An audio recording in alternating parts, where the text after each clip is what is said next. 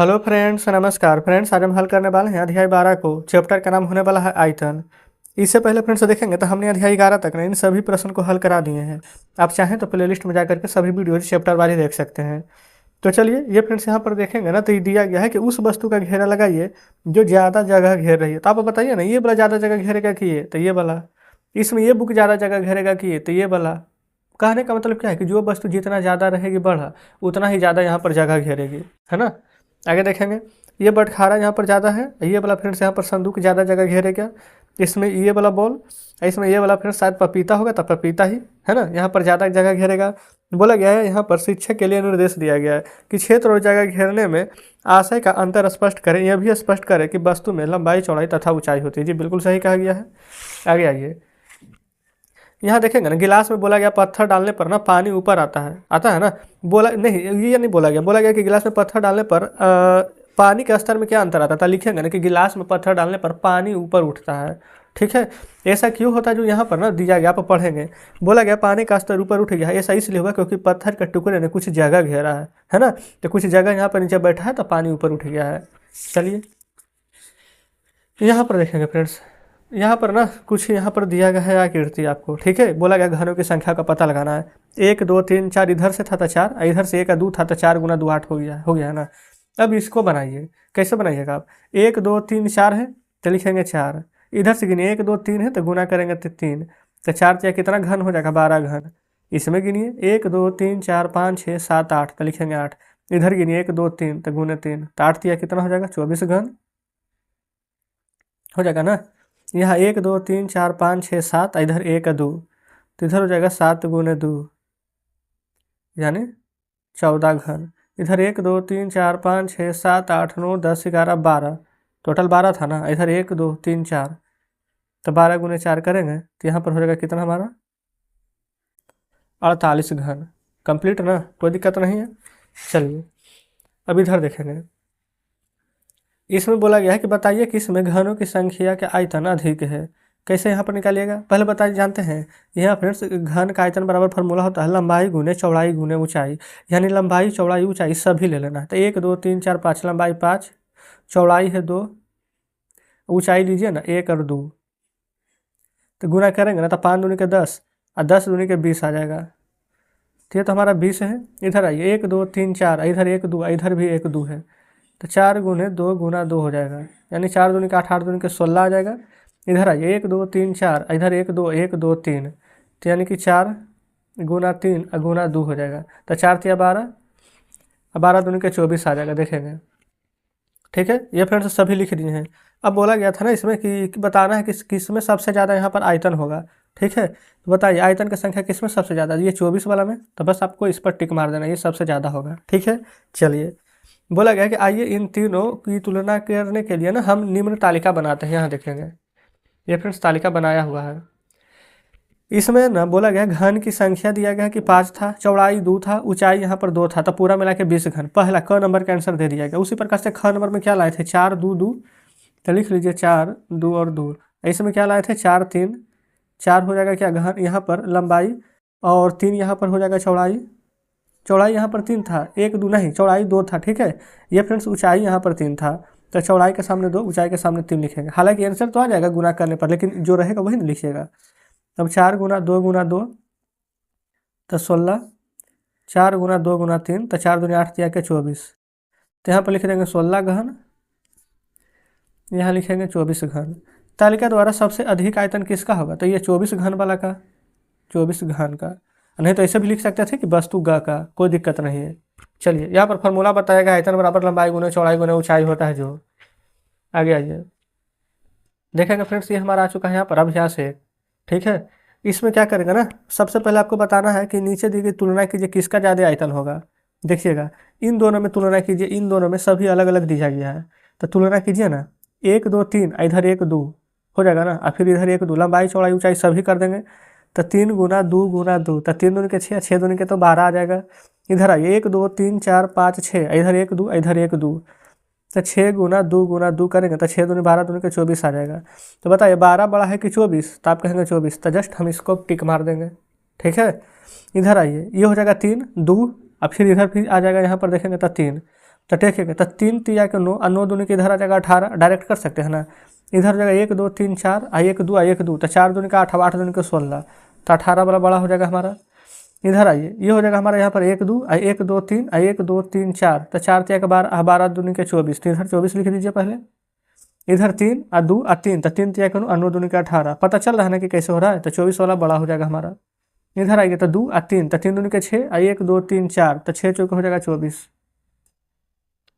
इधर आइए, तो 3 और 2, तो 3 दूनी के 6 और 1 2 3 4 और 6 चौके 24, 24, तो दोनों तो बराबर ही है। तो बोला गया था कि आकृति में ना प्रत्येक जोड़े की तुलना कीजिए, ज़्यादा आयतन वाले आकृति पर सही लगाइए। जिसमें तो कोई ज़्यादा है नहीं, दोनों बराबर है, तो दोनों छोड़ दीजिएगा, ठीक है। क्योंकि यहाँ पर बोला नहीं गया कि बराबर रहेगा तो लिख दीजिएगा, तो इसलिए बराबर वाला को हम कुछ नहीं करेंगे। नीचे आइए, किस ठोस का आयतन सबसे कम होगा, कैसे पता करेंगे कि सबसे कम होगा। देखिए यहाँ पर 1 2 3 4 और 1 2 3 और 1 2 3 4, तो 4 गुने 3 गुने 4, तो 4 तो 16 3 48, 1 2 1 2 3, 2 गुना 3 1 2 3 4 5, ऊंचाई 5 आ जाएगा, 5 या 15, 15 दोनों के हो जाएगा 30। ये 4 को दिया गया था ना, पहले इन चारों को सॉल्व कीजिए। 1 2 3 4 5 6 और 1 2 3 और फिर 1 2, यानी 6 गुना 3 गुना 2, तो 6 तिया का 18, अब 18 दोनों के तो 36 हो जाएगा। यहाँ ये 1 2 3 4, अच्छा ऊंचाई भी तो 4 आ जाएगा, 1 2 3 4, ये भी चौड़ाई ऊंचाई भी हो जाएगा 1 2 3 4, ये सभी यहाँ पर लंबाई चौड़ाई ऊंचाई सभी यहाँ पर 4 सेंटीमीटर ही है। तो 4 चौ 16 और 16 चौ 64। अब आप खुद इसमें देखिए किसका आयतन सबसे कम है, 48 30 36 64, तो सबसे कम होगा 30 वाला ना, तो हम यहाँ पर 30 में टिक मार देंगे। कोई दिक्कत है आप कहेंगे बिल्कुल नहीं। तो इस प्रकार से फिर हमारे यहाँ पर दूसरा नंबर प्रश्न सॉल्व हो जाता है। चलिए आगे आइए, यहाँ देखेंगे तीसरे नंबर को। तीसरा नंबर में क्या बोला गया है, देखेंगे बोला गया कि निम्नलिखित में से ना आयतन के माप की लंबाई कौन सी सही का निशान लगाना है। देखेंगे जिस इसमें इस प्रकार से दिया गया है, तो बताइए जब घन निकालते हैं तब आयतन निकालेंगे तो लंबाई चौड़ाई ऊंचाई सब ना होगा, ये सेंटीमीटर में होगा कि वर्ग सेंटीमीटर में कि घन सेंटीमीटर में, तो घन सेंटीमीटर में। जब यहाँ पर परिमाप निकालते हैं ना तो सिर्फ सेंटीमीटर में, क्षेत्रफल निकालते हैं तो स्क्वायर में, और जब वहीं पर आयतन निकालते हैं तो हमारा होता है क्यूब में। ठीक है, क्लियर है। नीचे आइए, इसमें बोला गया है कि नीचे दी गई आकृतियों का ना आयतन ज्ञात करना है। आयतन कैसे ज्ञात करेंगे, देखेंगे लंबाई चौड़ाई ऊंचाई सभी दिया गया है ना, फार्मूला होता है LBH, लंबाई गुने चौड़ाई गुने ऊंचाई। देखेंगे लंबाई चौड़ाई ऊंचाई कितना दिया गया है, तो यहाँ पर है 5 2, अच्छा 5 3 2, कैसे भी गुना करेंगे आंसर तो सेम ही आएगा। तो 5 या 15, 15 दूनी के 30। अभी हम बताए थे ना कि आयतन निकालते हैं तो सेंटीमीटर, तो सेंटीमीटर क्यूब लिखेंगे। 4 4 4 है, 4 गुने 4 गुने 4, तो 4 चौ 16, 16 चौ 64 सेंटीमीटर क्यूब। इस प्रकार से बनेगा। प्रश्न बहुत ज़्यादा है क्या, अच्छा चलिए ठीक है, कोई दिक्कत नहीं, सभी हल करेंगे जितना भी प्रश्न रहे। 5 नंबर को देखेंगे, यहाँ पर बोला गया है कि एक बॉक्स की लंबाई 15 10 और 12 है, तो उसका आयतन ज्ञात करना है। देखेंगे फार्मूला लिख दीजिएगा आप, ठीक है। लिखेंगे बॉक्स का आयतन बराबर लंबाई गुने चौड़ाई गुने ऊंचाई, ठीक है। और फिर लिखेंगे 15 गुने 10 गुने 12, 15 गुने 12 करेंगे ना तो यहाँ पर फ्रेंड्स 180 आता है, 1 जीरो ये है तो हो जाएगा 1800। सेंटीमीटर में है तो सेंटीमीटर क्यूब लिख लीजिएगा आप, ठीक है। छठा में माचिस के डिब्बा की लंबाई चौड़ाई ऊंचाई दिया गया है, आप फिर से लिखेंगे कि माचिस के डिब्बा का आयतन, फिर फार्मूला लिखेंगे लंबाई गुने चौड़ाई गुने ऊंचाई, फिर ये वाला स्टेप लिखेंगे जो हम लिख रहे हैं, 3 गुना 2 गुना 1, 3 दूनी के 6, 6 में 1 से गुना करेंगे तो 6 सेंटीमीटर क्यूब। हम फ्रेंड्स डायरेक्ट बता रहे हैं लेकिन आपको बता रहे हैं ना वैसे बनाना है। यहाँ ये प्लास्टिक के बॉक्स की लंबाई चौड़ाई ऊंचाई दिया गया है, तो आप ऐसे लिखेंगे प्लास्टिक के बॉक्स का आयतन, फिर लिखिएगा लंबाई गुने चौड़ाई गुने ऊंचाई, और फिर 15 गुने 4 गुने 1, 15 चौ 60, 60 में 1 से गुना करेंगे तो 60 सेंटीमीटर क्यूब। लेकिन 6 सेंटीमीटर के कितना टुकड़ा बनेगा, तो आपको 6 से भागा देना है, तो 6 दहें के 60, तो कितने बोला गया कि कितने रबड़ रखे जा सकते, तो लिखेंगे 10 रबड़ रखे जा सकते हैं। तो इस प्रकार से 7वां भी हल हो गया है। चलिए आगे, यहाँ देखेंगे आ चुके हैं 8वें नंबर पर। यहाँ पर आपको टिक मारना है ना। बोला गया है बंद आकृति के घेरे की लंबाई को क्या कहते हैं, तो परिमाप कहते थे। यहाँ पर परिमाप लिखेंगे, परिमाप की इकाई को क्या कहते हैं, तो लंबाई, तो आप लंबाई लिखिएगा। किसी आकृति के सभी किनारों का योगफल क्या कहलाता है, तो फ्रेंड्स परिमाप कहलाता है। घेरे का अंदर का क्षेत्र हमारा क्या कहलाता है, तो अंदर का क्षेत्र यहाँ पर क्षेत्रफल कहलाता है। किसी आयताकार की आकृति की लंबाई दुगनी कर दी जाए तथा चौड़ाई आधे करने पर उसका क्षेत्रफल यहाँ पर क्या होता है, स्थिर रहता है, परिवर्तित रहता है, तो ये हमारा हो जाएगा स्थिर। ठीक है, देखेंगे क्योंकि कोई भी आयत ले लीजिए, जब लंबाई यहाँ पर अगर डबल कर दीजिएगा ना तो चौड़ाई तो आधा करेंगे। मान लेते हैं कि लंबाई है चौड़ाई है, लंबाई को 2 गुना कर देंगे, चौड़ाई को आधा करेंगे तो 2 से 2 कट जाएगा, तो दोनों स्थिर रहेगा ना।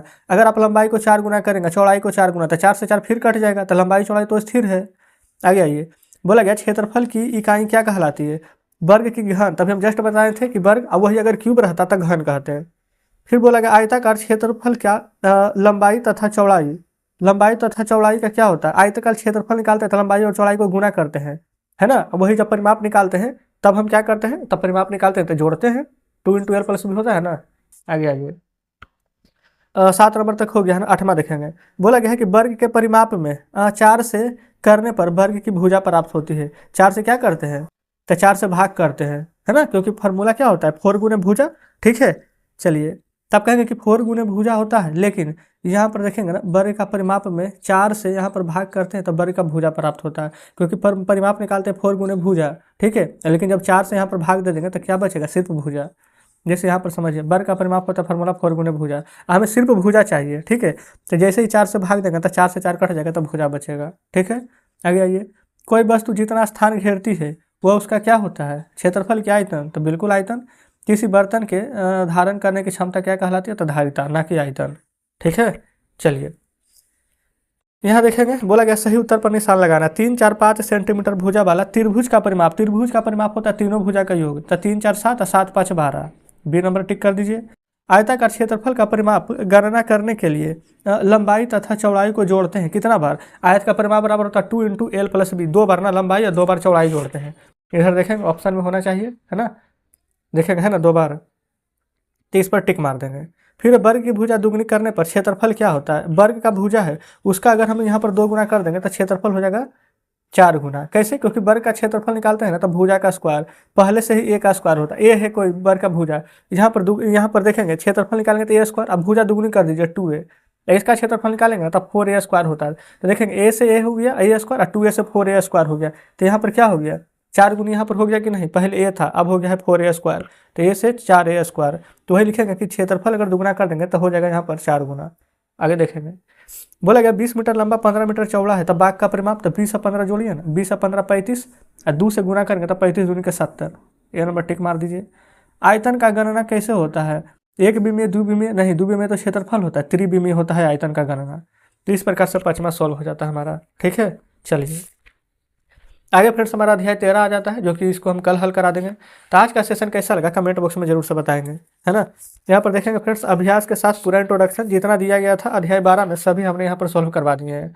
उम्मीद करते हैं कि वीडियो अच्छी लगी होगी। अगर फ्रेंड्स थोड़ा भी डाउट होगा, कोई प्रश्न समझ में नहीं आया होगा तो वीडियो को रिपीट करके जरूर से देखिएगा, सभी प्रश्न समझ में आ जाएगा। तो चलिए फ्रेंड्स, तो ठीक है, मिलते हैं आपसे कल नेक्स्ट वीडियो में नेक्स्ट चैप्टर के साथ।